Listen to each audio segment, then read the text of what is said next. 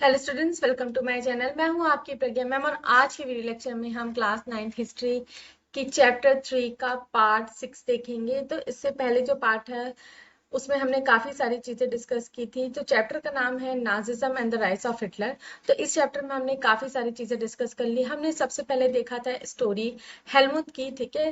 हेलमुथ की स्टोरी देखा, उसके बाद हमने देखा कि कैसे उसके फादर सुसाइड कर लेते हैं। उसके बाद हमने ये भी देखा कि कैसे हिटलर, जो बहुत ही फेमस एक स्पीकर था, एक नेता था, वो अपने परिवार के साथ और अपने सहयोगियों के साथ सुसाइड कर लेते हैं। तो ये सब का रीजन क्या है, ये हम जानने की कोशिश करते हैं। तो सबसे पहले हम देखते हैं birth of webinar Republic. First world war के बारे में हम देखते हैं। फर्स्ट वर्ल्ड वॉर के इफेक्ट्स क्या थे उनके बारे में देखते हैं। इकोनॉमिक क्राइसिस कैसे आई उसके बारे में हम देखते हैं। इकोनॉमिक क्राइसिस के कारण लोगों के अंदर डिप्रेशन कैसे आ गया, जिसे ईयर्स ऑफ डिप्रेशन कहा जाता है, उसके बारे में हमने देखा। फिर उसके बाद हमने देखा कि फर्स्ट वर्ल्ड वॉर के बाद हिटलर जो है कैसे पावर में आया, कैसे उसने अपनी सत्ता संभाली, कैसे वो एक पॉलिटिकल पार्टी का लीडर बनते बनते पूरे जो जर्मनी है उसका डिक्टेटर बन गया। हमने ये सारी चीजें देखी। फिर हमने ये देखा कि कैसे जो है हिटलर जो है वो डेमोक्रेसी जो है उसको डिमलिश कर देते हैं, मतलब हटा देते हैं। ये सारी चीजें हमने देखा। फिर उसने हमने देखा कि कैसे वो जो जो है जर्मनी को रिकंस्ट्रक्ट करते हैं अपने एक सलाहकार इकोनॉमिक्स सचेत के साथ, हिचालमल सचेत के साथ वो मिलके जो जर्मनी की संरक्षा फिर से करते हैं। फिर हिजालमर को हटाने के बाद अपने तरीके से जो है रूल करने के लिए वो करते हैं। तो अब हमको देखना है थर्ड चैप्टर, इस चैप्टर 3 का ये पार्ट 3 है, द नाजी वर्ल्ड व्यू। कि नाजीज के बारे में जो बाहर के जो दुनिया थी उनकी क्या राय थी उसके बारे में हमको देखना है कि क्या क्या नाजीज ने किया, किसके कारण वो इनफेमस हुए, क्यों ऐसी स्थिति आ गई कि एक फेमस फिजिशियन है उसको सुसाइड करना पड़ा, फिर उसके बाद हिटलर को सुसाइड करना पड़ा। ये सारी चीजें हम इस पार्ट में देखेंगे। The crimes that Nazis committed were linked to a system of belief and set of practices. तो नाजीज ने जो क्राइम्स किए, ठीक है, क्या क्राइम किया नाजी ने, उन्होंने मतलब एक लिंक था, एक सिस्टम ऑफ बिलीफ था, कि एक मान्यता बना दी थी हिटलर ने, और वो प्रैक्टिसेस जो है उसी ही क्राइम कहा जा रहा है जो नाजीज ने किया। तो नाजी की ideology was synonymous with Hitler's world view. तो हिटलर की जो सोच थी उसी से ही मिलता जुलता जो था नाजी की आइडियोलॉजी थी, ठीक है। मतलब हिटलर ने जो वर्ल्ड व्यू रखा था वही नाजिज्म बन के आया। According to this there was no equality between people but only a racial hierarchy. तो यहाँ पे ये बोल रहे हैं कि सारे लोग सामान्य नहीं है, एक रेशियल हेरार्की होती है जिसके बेसिस में लोग जो है अलग अलग हुआ करते हैं। In this view blond, blue eyed Nordic German Aryans were at the top while Jews were located among the rung। तो यहाँ पे जो ब्लॉन्ड, ठीक है, ब्लॉन्ड मतलब जो बहुत ही फेयर होते हैं, जिनकी पेल येलो हेयर्स होते हैं और जिनकी ब्लू आइज रहती है, जो नॉर्डिक जर्मन्स आर्यंस है ना, जो आर्यंस को बिलोंग करते हैं नॉर्डिक जर्मन, वो लोग टॉप में आते हैं। और जो जूस हैं, ठीक है, यह दूती बोलते हैं इनको हिंदी में, वो एकदम नीचे कैटेगरी के लोग में आते हैं, लोएस्ट मतलब नीचे कैटेगरी के लोग। They can be regarded as an anti race, the arch enemies of the Aryans. और ये जो जूस है उनको क्या एंटी रेस मतलब जो कॉमन लोग है उससे अलग माना जाता है और उन्हें एनिमीज बताया जा रहा है आर्यंस का। All the other colour people were placed in between depending upon their external features. Hitler racism borrowed from thinkers like Charles Darwin and Herbert Spencer. तो यहाँ पे अलग अलग जो कलर्स के लोग हैं उनको उनकी क्षमता, जो एक्सटर्नल फीचर्स है उसके अकॉर्डिंगली जो है अलग अलग कैटेगरी में बांटा गया था उस समय। तो हिटलर का जो रेसिज्म की जो थ्योरी है वो बोरो किससे किया था, उसने उसने गलत तरीके से बोरो किया था, गलत तरीके की सोच लेके उसको वो किया। चार्ल्स डार्विन और हर्बर्ट स्पेंसर के बारे में आपने सुना ही होगा, साइंस में आपने पढ़ा ही होगा। थ्योरी ऑफ इवोल्यूशन जो है चार्ल्स डार्विन लेके आए थे, लेकिन वहाँ थ्योरी ऑफ जो इवोल्यूशन है उसको हिटलर अलग तरीके से लेके ये रेसिज्म को लेके आ रहा था। तो Darwin was natural scientist who tried to explain the creation of plants and animals through the concept of evolution and natural selection. तो डार्विन की जो थ्योरी थी थी, वो एक नेचुरल साइंटिस्ट थे, वो ये एक्सप्लेन करना चाहते थे कि जो प्लांट्स और एनिमल्स थे उनका एवोल्यूशन और नेचुरल सिलेक्शन कैसे हुआ।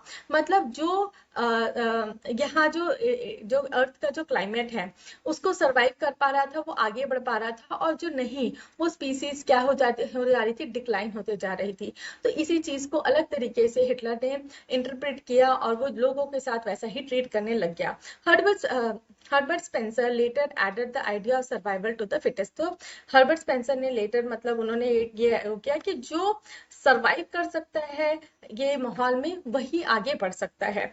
According to this idea only दो species survived on earth that could adapt themself to changing climatic condition. जैसे कि मैंने बताया कि अर्थ में जो क्लाइमेटिक कंडीशन हो रहे हैं जिसको सर्वाइव कर पा रहा है वही यहाँ पे आगे जो है बढ़ते जाएगा। जैसे कि डायनासोर्स थे, डायनासोर्स के साथ कुछ क्लाइमेटिक कंडीशन, उस समय क्लाइमेटिक कंडीशन आए जिसके कारण डायनासोर एक्सटिंक्ट हो गए, वैसे ही कई प्रजाति है जो अभी जो क्लाइमेटिक कंडीशन है अर्थ की उसको अडेप्ट नहीं कर पा रहे हैं, वो यहाँ पे क्या होते जा रहे हैं, एक्सटेंट होते जा रहे हैं, एक्सटेंट होते जा रहे हैं। According to this idea only दो species survived on the earth which could adapt themselves. We should bear in mind that Darwin never advocated human intervention in what he thought was a purely natural process of selection. However, his ideas were used by racist thinkers and politicians to justify imperial rule over the conquered people. तो यहाँ पे ये जो scientist थे इनका ये मतलब नहीं था भाई कि भाई आप अपने तरीके से रेसिज्म के बेसिस में, मतलब कलर के बेसिस में आप लोगों को डिफाइन करें और उसके बाद उनको अलग अलग स्पीसीज में उसको बांट, मतलब अलग अलग कैटेगरीज में उसको बांट दे, ये बिल्कुल गलत था। तो Nazi argument was simple, strongest race would be survive and weak one will perish. मतलब नाजी का आर्ग्यूमेंट एकदम सिंपल था कि जो स्ट्रॉन्गेस्ट रेस है, मतलब जो आर्यंस है, जो फेयर है, ब्लू आइड आइज वाले हैं जो खुद है ना, और जो जूस है वो जो वीक है, इवन जो जर्मन्स है ना, इवन जो जर्मन जो वीक थे उनको भी मार दिया गया था। आगे हम देखेंगे, बहुत ही दर्दनाक है, थोड़ा सा आगे का जो चैप्टर है। The Aryan race was finest, है ना, जैसे कि मैंने बताया जो आर्यन रेस के थे जो जर्मन वो फाइनेस्ट थे। It had to retain its purity, become stronger and dominate the world. तो उनका ये मानना था कि उनको अपनी प्योरिटी को बनाए रखना है, उनको स्ट्रॉन्ग बनना है और डोमिनेट कर लेना है पूरे वर्ल्ड में। तो other aspect of Hitler ideology related to geopolitical concept of Lebensraum और लिविंग स्पेस। तो अदर क्या था, हिटलर का आइडियोलॉजी क्या था, तो जियोलॉजिकल कॉन्सेप्ट लिविंग स्पेस है वहां पे आर्यंस ही रह सकते हैं। He believed that new territories had to be acquired for settlement, और उनका ये मानना था कि वो नई नई टेरिटरीज को एक्वायर करते जाएंगे सेटलमेंट के लिए। This would enhance the area of mother country which enabling the settlers on new land to retain the intimate link with the place of their origin. It will also enhance the material resource and power of German nation. तो Hitler की ideology ये थी कि वो जैसे जैसे उसे मौका मिलता जाएगा वैसे वैसे वो जो जर्मनी के आसपास की जो टेरिटरी है उसको ऑक्यूपाई करते जाएगा। इससे क्या होगा, जो सेटलर्स है जो नए लैंड में सेटल होते जाएंगे वो उनके ओरिजिन के रहेंगे, और इससे क्या है, इससे ये भी चीज होगा जो मटेरियल रोस और पावर है जर्मन नेशन का वो भी बढ़ जाएगा।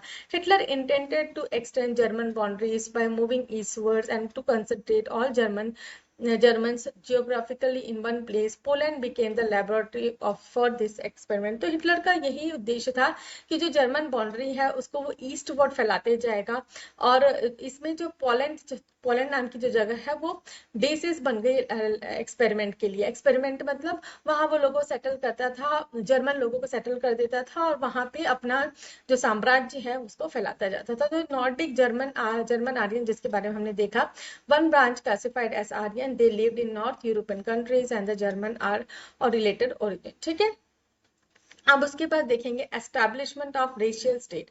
एस्टैब्लिशमेंट ऑफ रेशियल स्टेट मतलब जहाँ पे सिर्फ और सिर्फ जो आर्यंस है, नॉर्डिक जर्मन आर्यंस, उनका ही बोलबाला रहेगा, बाकी और दूसरे रिलीजन के लोग वहाँ पे नहीं हो कर सकते। Once in power the Nazi quickly began to implement their dream of creating an exclusive racial community of pure Germans by physically annihilating all those who were seen undesirable extended empire। In the extended empire. तो ये जैसे ही power में आए, Hitler power में आए, Nazis जो है वो क्विकली क्या करने लगे, इम्प्लीमेंट कर दिया उनका जो सपना था कि भाई हमारी जो कम्युनिटी के लोग हैं, जो जर्मन्स हैं, जो जर्मन आर्यंस है, वही प्योर है और वही लोग जो है डोमिनेट करेंगे उस एरिया को, और जो अनडिजायरेबल लोग हैं उनको हटा दिया जाएगा उस एम्पायर से। Nazi wanted only a society of pure and healthy Nordic Aryan. जैसे कि मैंने कहा कि नाजी चाहते थे कि एक ऐसी सोसाइटी बने जहाँ पे सिर्फ और सिर्फ नॉर्डिक आर्यंस ही हो और कोई अदर कास्ट के लोग वहाँ पे ना हो। They alone were considered desirable. Only they were seen worthy of prospering and multiplying against all those who were considered classed as undesirable. तो उनका ये था कि वही डिजायरेबल लोग हैं, वही उन्हीं ही जिंदा रहने का हक है, और अदर जो लोग हैं वो बिल्कुल अनडिजायरेबल हैं, उनका कोई भी हक नहीं बनता किसी भी चीज में। सिर्फ और सिर्फ जो नॉर्डिक आयरन है उन्हीं के पास हक है कि वो फले फूले, मल्टीप्लाई हों, है ना, बच्चे पैदा करें, बाकी जो एरिया है उसमें वो पूरा कैप्चर होके रहे। तो this mean that even those German, ठीक है, अब यहाँ पे सिर्फ और सिर्फ नॉर्डिक आर्यंस की बात नहीं हो रही है, ऐसे जर्मन जो लोग इम्प्योर हैं या एबनॉर्मल हैं, उनका भी कोई हक नहीं कि वो इस दुनिया में जिंदा रहे। मतलब अगर कोई अपंग है या कोई एबनॉर्मल है तो उसके पास जीने का हक नहीं होता। Under the euthanasia program, Helmut's father, along with other Nazi officials, has condemned to death many Germans who were considered mentally or physically unfit. तो यहाँ पे एक यूथनासिया प्रोग्राम था जहाँ पे हेलमुथ के जो फादर थे और उसके साथ साथ बहुत सारे जो नाजीज थे उनको डेथ की सजा सुना दी गई थी। मतलब उनको ये कहा गया था कि आपको अब मर जाना है। तो जर्मन्स वे कंसिडर, और ये ऐसे जर्मन्स थे जिन्हें कंसिडर किया गया था मेंटली और फिजिकली अनफिट। तो यहाँ पे हमको रीजन मिलता है कि हेलमुथ के फादर खुद से क्यों सुसाइड कर लेते हैं, क्योंकि उसको जो जर्मन गवर्नमेंट थी उन्होंने फिजिकली या मेंटली अनफिट करार कर दिया गया था। तो यहाँ पे पिक्चर दी गई है police escorting gypsies who were being deported to ऑस्विच। 1943 और 1944 की ये तस्वीर है। तो यहाँ पे जिप्सीज में, ठीक है, जिप्सीज में बिठा के लोगों को ऑस्विच में लेके जाया जा रहा है, जो कि एक गैस चैम्बर होता था जहां लोगों को भर दिया जाता था और उन्हें जहरीली गैस सुंघाई जाती थी ताकि वो मर जाए। Jews were not only community classified as undesirable, there were others, ठीक है। तो सिर्फ जूइस जो थे उन्हें ही कम्युनिटी में अनडिसाइडेबल नहीं कहा जा रहा था, तो बहुत सारे अदर वेराइटीज भी थे। Many gypsies and black living in Nazi Germany were considered as racial inferiors who threaten the biological purity of superior Aryans. तो बहुत सारे जो जिप्सीज थे, ठीक है, जिप्सीज भी एक क्लास है लोगों के, ठीक है, तो और जो ब्लैक्स वहां पे रहते थे उनको भी इंफीरियर माना गया था, लोगों को तुच्छ माना गया था, और ऐसे लोगों का जो समाज में रहना मतलब वो हिंडर कर रहे हैं जो बायोलॉजिकल प्योरिटी है सुपर आर्यन रेस की। तो दे वेयर प्रोसिक्यूटेड मतलब उन्हें कहीं ना कहीं अलग अलग थलग रख के मार दिया जाता था। प्रोसिक्यूटेड का मतलब होता है परसिक्यूशन, ठीक है, sympathetic organize punishment for those belonging to a group of religion, ठीक है। जिप्सी का मतलब होता है the group that were classified as gypsy and had their own community identity. Sinti and Roma were two such community and many of them trace their origin to India. Pauperized का मतलब होता है reduced to absolute poverty. Usurious का मतलब होता है money lenders charging excessive interest, often used as a term of abuse. तो यहाँ पे even Russian and Poles were considered subhuman and hence undeserving of any humanity. When German occupied Poland and parts of Russia, captured civilians were forced to work as slave labor, and many of them died simply through hard work and starvation. तो जैसे जैसे जो Germany अपना जो कब्जा है वो आगे बढ़ाता जा रहा था, जो रशियंस और पोल्स है, रशियंस मतलब जो रशिया के रहने वाले लोग, और पोल्स मतलब पोलैंड के रहने, उनको भी एक नीची कैटेगरी के ह्यूमन का दर्जा दे दिया गया था, जिन्हें ह्यूमैनिटी की जरूरत नहीं थी। तो जब जर्मनी ने पोलैंड और रशिया के पार्ट्स को ऑक्यूपाई किया, उन्होंने वहां के जो सिविलियंस थे, वहां के जो लोकल लोग थे, उनको कैप्चर कर लिया और उनको स्लेव लेबर बना दिया। और ऐसे स्लेव लेबर जो सिर्फ और सिर्फ रात दिन काम करते थे और भूखा रह के मर जाया करते थे। ठीक है, तो ये ऐसे ऐसे उन्होंने बहुत ही बेदर्दी से लोगों के साथ व्यवहार किया। तो Jews remained the worst sufferers in Nazi Germany. Nazi hatred of Jews had a prescure in the tradition, Christian hostility towards Jews. They have been stereotypes as killers of Christ and Usrers. तो यहाँ पे juice से Nazi जो government है, juice जो है बहुत बुरा तरीके से सफर करते थे। जो नाजीज की जो हेटर्ड थे, हेटर्ड मतलब वो इतना नफरत क्यों करते थे जूस से, क्यों? क्योंकि उनके मुताबिक जो क्रिश्चियन हॉस्टिलिटी है, जिसमें ये कहा गया है कि ये लोग जो है जो जीसस क्राइस्ट के किलर्स थे, ठीक है, और असरस थे जो बहुत ज्यादा ही उस जमाने में जैसे कि यहाँ पे दिया गया था डेफिनेशन, ज्यादा ही मनी जो है वो money lenders causing excessive interest के साथ जो है वो मनी दिया करते थे। Until medieval time Jews were barred from owning land, ठीक है, मेडिवल टाइम्स के आते हैं, जूइस के पास कोई भी हक नहीं था कि वो कोई लैंड को ओन करे, मतलब उनका कोई लैंड हो। They survive memory through trade and money lending. They lived in separate market areas called ghettos, ठीक है, तो उनको सेपरेट मार्क्ड एरियाज में रखा जाता था, जिसे क्या कहा जाता था, घेटोस। They were often persecuted through periodic organized violence and expulsion from their land. तो उनको समय समय पे जो है दंगा फसाद करके उनको सजा दी जाती थी, और उनको कोई भी लैंड अगर होता था तो उससे उनको हटा दिया जाता था। However, Hitler's hatred of Jews was based on pseudo scientific theories of race, which held the conversion was no solution to Jewish problem. It could be solved only through their total elimination. तो Hitler's का जो hatred क्यों था Jews का, ये जो stereotype था कि वो क्रिश्चियन के जीसस क्राइस्ट के किलर्स है, ये सब से मतलब नहीं था हिटलर को। हिटलर इसलिए वो करता था क्योंकि सूडो साइंटिफिक थ्योरी जो रेस की थी, जो चार्ल्स डार्विन और मार्क्स स्पेंसर ने कही थी, उसके कारण जो है वो ज्यूज से उनको बहुत ज्यादा प्रॉब्लम थी, और ये इसी तरीके से सॉल्व हो सकता था कि सारे जो ज्यूज है उसको हटा दिया जाए। From 1933 to 1938, the Nazi terrorized, pauperized and segregated the Jews, compelling them to leave the country. ठीक है, तो 1933 से 1938 के बीच में नाजी जो है वो एकदम मतलब दहशत फैला के रखे थे जूस के लोगों के लिए, और उनको एकदम पॉवर्टी में ले आए और उनको सेग्रीगेट कर दिया, मतलब एकदम अलग कर दिया, और की मतलब कंपेल कर दिया, एकदम विवश कर दिया कि वो कंट्री में अलग थलग जाकर रहे। द नेक्स्ट फेज 1939 से 1945 aimed at concentrating them in certain areas and eventually killing them in gas chamber in Poland.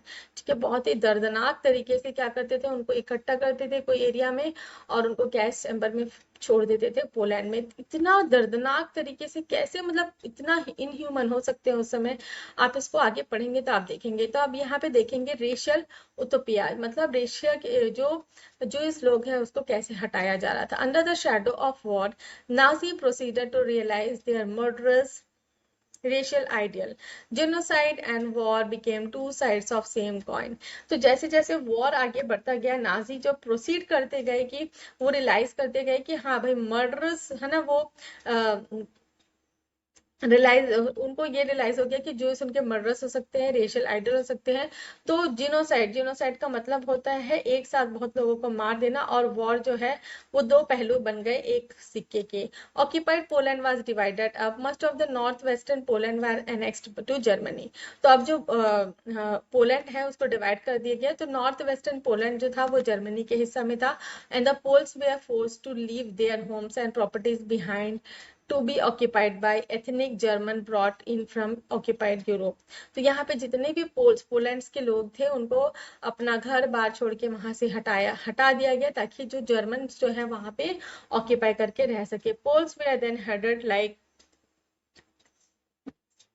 Poles were herded like cattle in the other parts called general government, the destination of all undesirable of the empire. तो जैसे kettles होते हैं ना, वैसे ही जो वहाँ के locals थे उनको हटा के एक सेंट्रल गवर्नमेंट, जनरल गवर्नमेंट नाम की जगह वहाँ पे भेज दिया गया, जहाँ पे अनडिजायरेबल लोग जो थे एम्पायर के उनको रखा गया।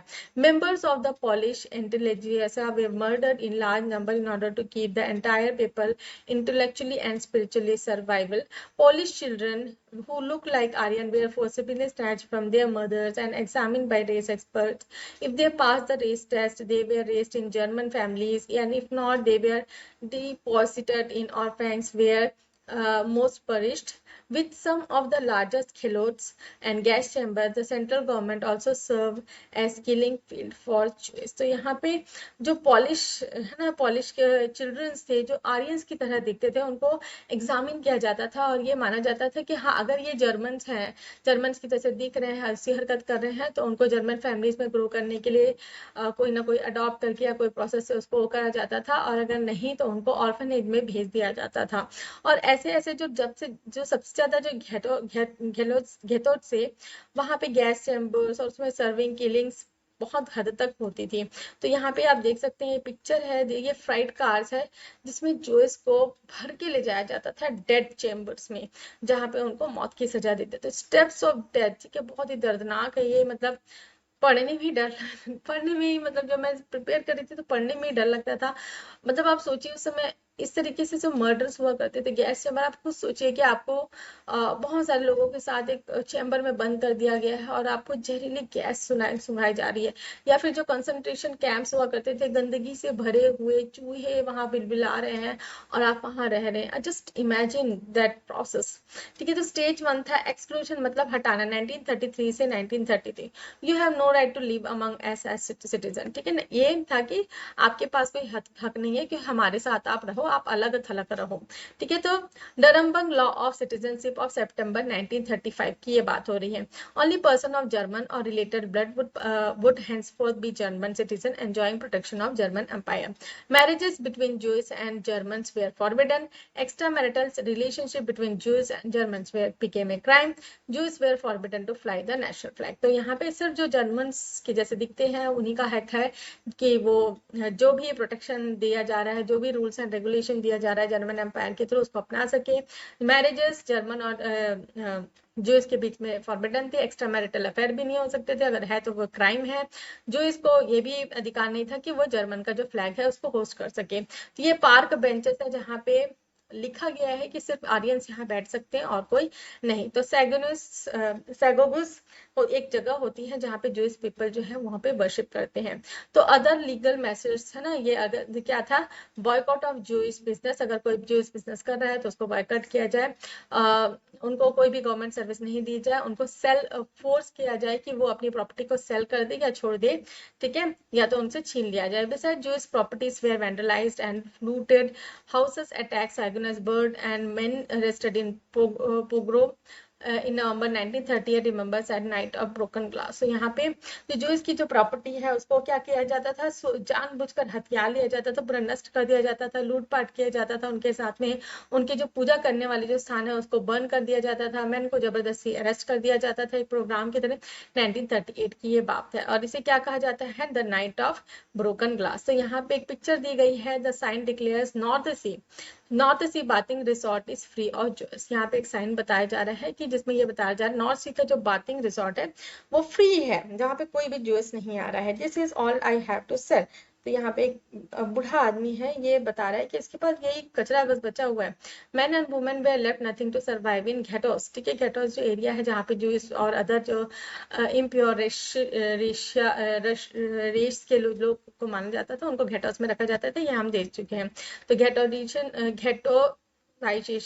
ठीक है, 1940 से 1944। You have no right to live among us, मतलब तुमको हमारे साथ रहने का कोई भी अधिकार नहीं, अलग थलग जाके रहिए। तो from September 1941 Jewish had to wear a yellow star of David on their breast. ठीक है, तो उनको येलो स्टार ऑफ डेविड जो है अपने जो ब्रेस्ट एरिया वहां पे उसको लगाना रहता था। तो this identify mark was stamped on their passport and all legal documents and houses they were kept in Jewish house in Germany and in ghettos like Lodz and Warsaw in the east. These became the site of extreme misery and poverty. Jews has to surrender all their wealth before they enter a ghetto. Soon the ghettos were brimming with hunger, starvation and disease due to deprivation and poor health. तो जो Jewish people है उनको एक अलग जगह ghettos में जाके रहने के लिए बोला जाता था और गेटोस में जाने से पहले उनको अपनी भी जितनी भी प्रॉपर्टी है सब चीज उनको वहां पे सरेंडर करके जाना रहता था। और वहां पे गेटोस में जाने के बाद उनको बस सिर्फ और सिर्फ क्या मिलता था, भूख मिलती थी, है ना, भूख मिलता था, स्टारवेशन मिलता था, वो मतलब भूख से तड़प के मर जाते थे, और डिसीज वहां पे रहते थे, कोई हाइजीन नहीं रहता था। उसके बाद annihilation 1941 onward you have no right to live. ठीक है, अब आखिरकार में जो एनहिलेशन का प्रोसेस होता था, मतलब आपको खत्म कर दिया जाएगा, कोई आपके पास रहने का अधिकार नहीं है। तो यहाँ पे जो killed while trying to escape the concentration camp were enclosed with live wires। तो जो कंसंट्रेशन कैंप्स हम पहले से देखते आ रहे हैं, वो क्या होता था, चारों ओर से जो लाइव वायर्स हैं, नंगी तारे, मतलब जो इलेक्ट्रीफाइड होता था। अगर आपको जानना चाहेंगे तो आपको वहां करंट लग जाएगा और मर जाएंगे। और यहाँ पे शूज है, piles of clothes outside the gas chamber. तो गैस चेम्बर जाने से पहले अपने कपड़े उतार के वहां जाना रहना था। तो यहाँ पे पूरे कपड़े वगैरह है। जो इस फर्म, तो ये कंसंट्रेशन कैंप है, इतना साफ सुथरा दिख रहा है, फोटो में दिख रहा है कि इतना आसान होगा यहाँ पे रहने का, लेकिन यहाँ पे नहीं। यहाँ पे शूज वगैरह दिए गए, शूज वगैरह की फोटो है। Shoes taken away from prisoners before the final solution. Final solution मतलब मौत की जगह में जाने से पहले। कंसंट्रेशन कैंप है, camera can make a death camp look like, मतलब इतना सुंदर नजारा दिख रहा है पर इतना सुंदर नहीं है। तो देख लेते हैं क्या हुआ। Jews from Jews houses concentration camp and ghettos from different parts of Europe they are brought to death factories. Death factories मतलब बोल रहे हो, समझ रहे हो, डेथ मतलब जहां पे उनको मार दिया जाएगा, फैक्ट्रीज है ना, जहां पे मारने का प्रोसेस हो रहा है, फैक्ट्री कहा जा रहा है। बाय गुड स्ट्रेन इन, जैसे कि हमने देखा था good strain in Poland and elsewhere in east, most notably Belzec, Auschwitz, Sobibor, Treblinka, Chelmno and Majdanek, they were cheered in gas chamber. Mass killing took place within minutes with scientific precision। एक scientific precision बना के रखा था भाई उसके लिए भी, कि मास किलिंग जो है within minutes हो जाएंगी। ठीक है, तो यहाँ पे हमने देखा कि कितनी दर्दनाक मौत दी गई थी। पहले तो है उनको भाई तुम्हारे पास कोई राइट नहीं है बोल दिया, उनको फिर अलग थलग कर दिया, फिर फाइनली उनको क्या है, मार दिया गया। इतना क्रूअल था हिटलर, आप सोच सकते हैं। ठीक है, तो यहाँ पे ये सब सोचते सोचते ये चैप्टर खत्म करते हैं। और ये चैप्टर खत्म करने के बाद हम आगे जो है हम देखेंगे युद्ध इन नाजी जर्मनी में युद्ध का क्या रोल था, उसको हमको देखना है। ये नेक्स्ट पार्ट में हम देखेंगे। मैं आशा करती हूँ कि आपको ये चैप्टर जो है समझ में आया होगा। चैप्टर समझ में आया तो मेरे वीडियो को लाइक शेयर करिए, कमेंट करके बताइए कि आपको वीडियो कैसा लगा। और मेरी वीडियोस अगर आपको पसंद करते हैं तो चैनल को सब्सक्राइब कर लीजिए, बेल नोटिफिकेशन को भी ऑन कर लीजिए, ताकि जब भी मैं नए वीडियोस डालूं तो आपको नोटिफिकेशन मिल सके। Thanks for watching.